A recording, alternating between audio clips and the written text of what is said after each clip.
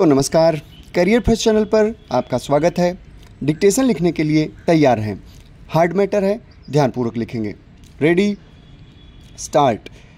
कार्यपालिका की शिथिलता न्यायालय को उसके अधिकार क्षेत्र में हस्तक्षेप करने का मौका देती है।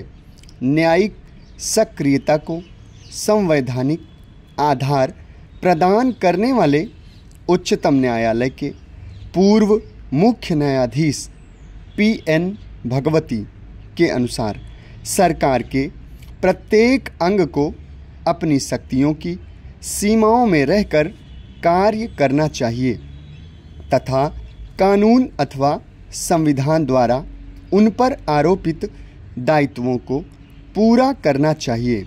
लेकिन आरंभ में समस्या यह थी कि न्यायालय किस तरह कार्यपालिका के क्षेत्र में प्रवेश करके समाज में हो रहे अन्याय तथा शोषण को रोक सकती है और उन दशाओं को उत्पन्न कर सकती है जो व्यक्ति और समाज के विकास के लिए आवश्यक है।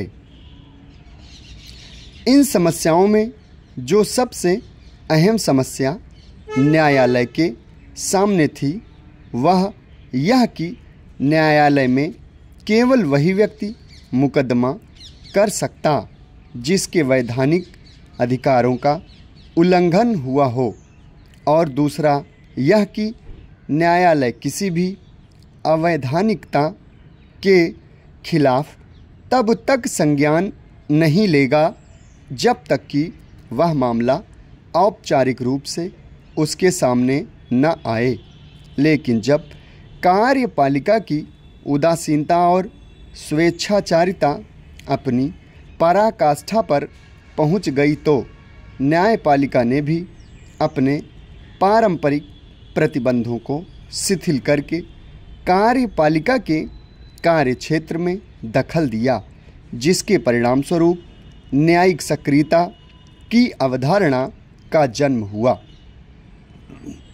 ऐसा नहीं है कि न्यायपालिका द्वारा कार्यकारिणी की शक्तियों का हस्तगन स्वेच्छाचारी ढंग से किया गया है, बल्कि न्यायिक सक्रियता का आधार संवैधानिक है।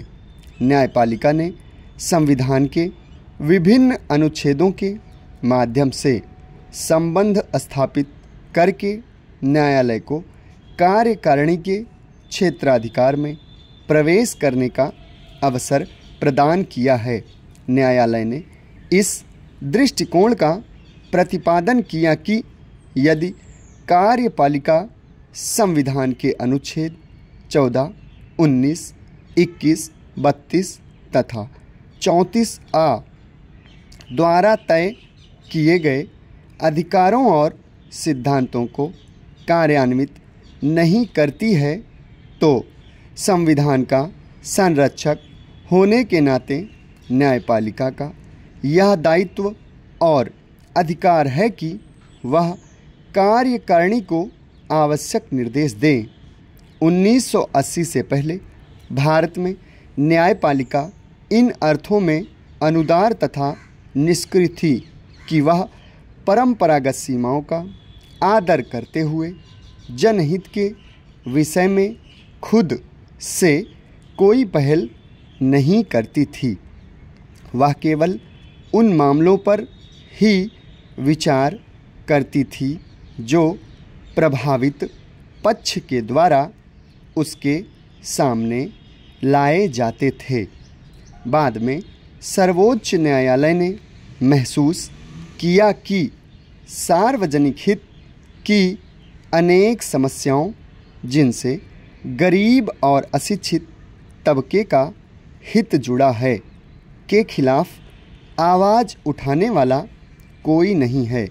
इसलिए ऐसे लोगों के साथ हो रहे अत्याचार और अन्याय के निराकरण के लिए न्यायपालिका ने जनहित के वादों को मान्यता देकर सामाजिक न्याय स्थापित करने में सक्रिय भूमिका अदा की है।